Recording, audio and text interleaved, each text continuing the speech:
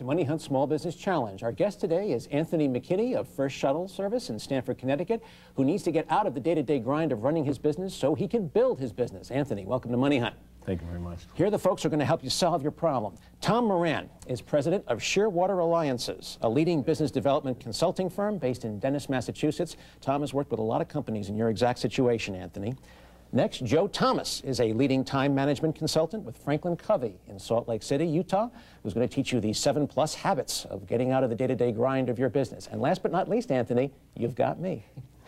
We have a few questions for you. Obviously, we've all seen your field piece that Robin shot with you, but we need to know more about your business in order to help you solve your problem.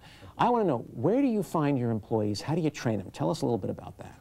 Well, I've actually got several consultants now. Nowadays, it works a little bit differently. I've got a human resource consultant. Her name is Myrna Sessa. She's 15 years in HR.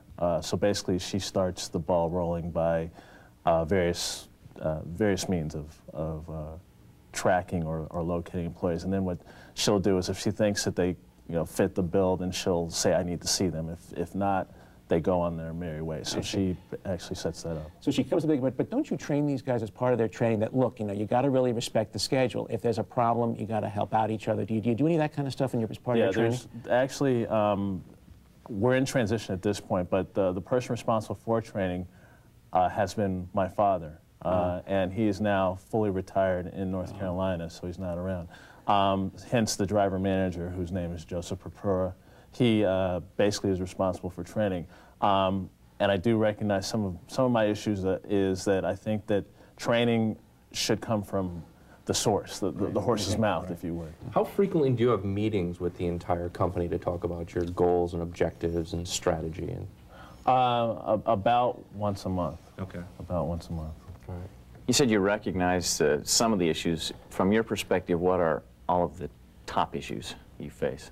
The top issues I face, I believe, are just the fact that I can't seem to get separated. I mean, if anything light happens, whether it be a flat tire, even, instead of calling the wrecker, I go.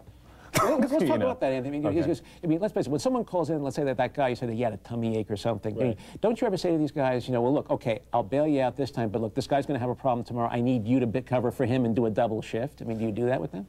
Yeah, there's things that happen, and I think that really what just like the piece said, I think that really what happens is a tummy ache today is just as okay as a tummy ache tomorrow.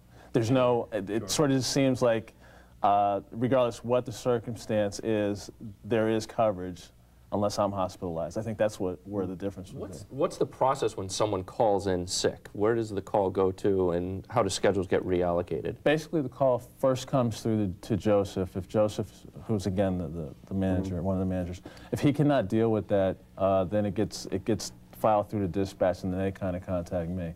Okay. And because most of the scheduling, like the initial scheduling, we have a scheduling system, but the initial scheduling comes through me.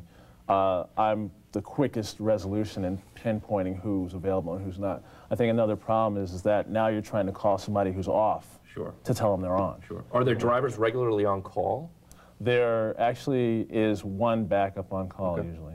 Sure. What keeps Joseph from dealing with these issues right up front? Joseph actually Joseph's a semi-retired, let's just say, and his ability to get out there pretty quickly is an issue.